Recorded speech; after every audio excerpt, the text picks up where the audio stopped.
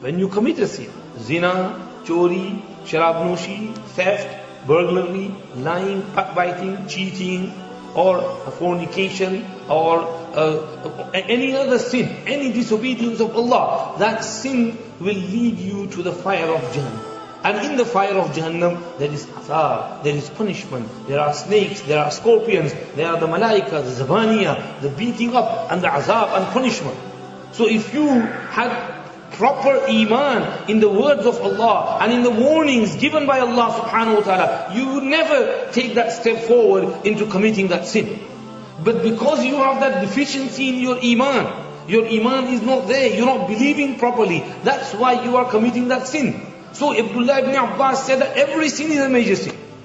You should never differentiate between sins, that this is major, that is minor. Take every sin as a major sin and avoid all forms of sinning, all forms of disobedience. Never ever go near any sin. That is why when Allah subhanahu wa ta'ala mentioned zina, He did not say وَلَا تَزْنُوا, don't do zina.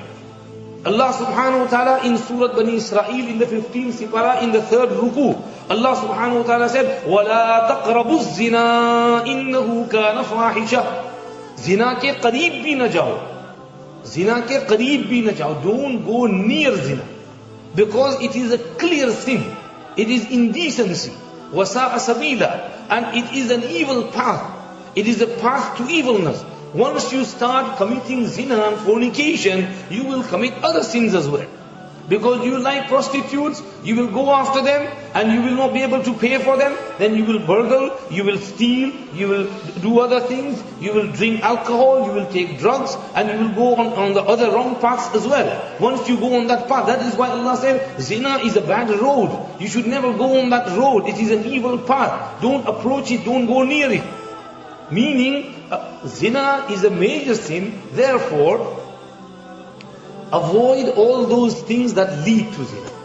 What are the things that lead to zina, fornication? Gaze. To stare at nudity.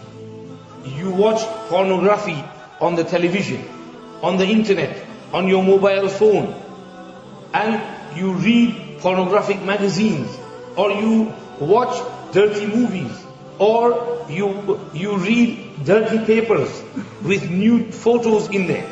This is something which instigates that passion and builds it up in your heart. And slowly, when that passion is built up and you can no longer control that urge, you go out there and find someone and fulfill your desire.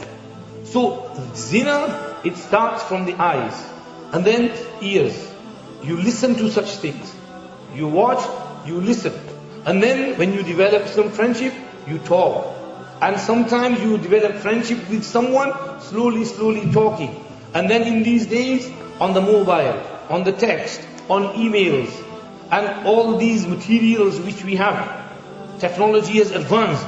You send photos to one another. You look at one another. You show yourself to her and she shows herself to you. These are all approaching the zina. And then finally the act is made.